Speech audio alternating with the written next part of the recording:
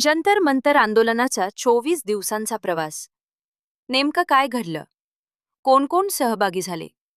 दिल्लीच्या जंतर मंतरवर सुरू झालेलं विद्यार्थ्यांचं आंदोलन आता देशभरात चर्चेचा विषय बनलं आहे. हे आंदोलन आता 24व्या दिवशी पोहोचलं आहे. पण हे आंदोलन नेमकं का सुरू झालं? यात कोण कोण सहभागी झाले? आणि आजपर्यंत काय काय घडलं? या व्हिडिओमध्ये आपण संपूर्ण टाइमलाईन पाहणार आहोत.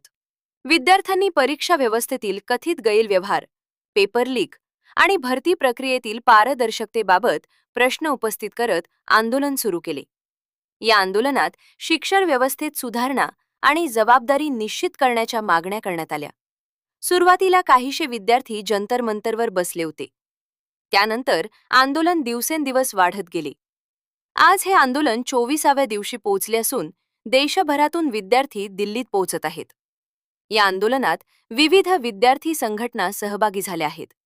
AISF all India students federation, SFI students federation of India, AISA all India students association, याशिवाय अनेक स्वतंत्र विद्यार्थी, पालक आणि काही सामाजिक कार्यकर्तेही सहभागी झाले आहेत. सामाजिक कार्यकर्ते सोनम वांगचुक यांनी उपोषण सुरू केले होते.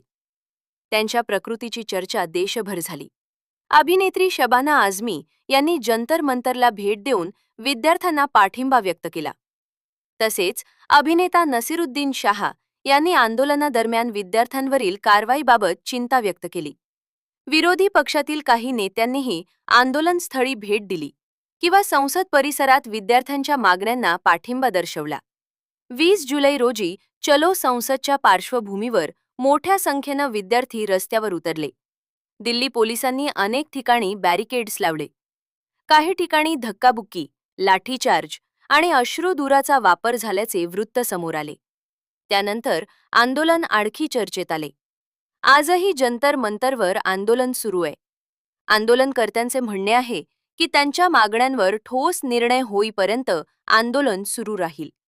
दुसरीकडे केंद्र सरकारनं परीक्षा व्यवस्थेत सुधारणा करण्याबाबत भूमिका मांडली असली तरी आंदोलनकर्त्यांच्या प्रमुख मागण्यांवर मतभेद कायम आहेत.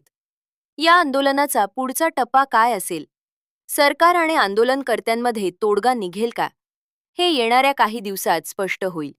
या विषयावरील पुढील अपडेटसाठी चॅनलला सबस्क्राईब करा.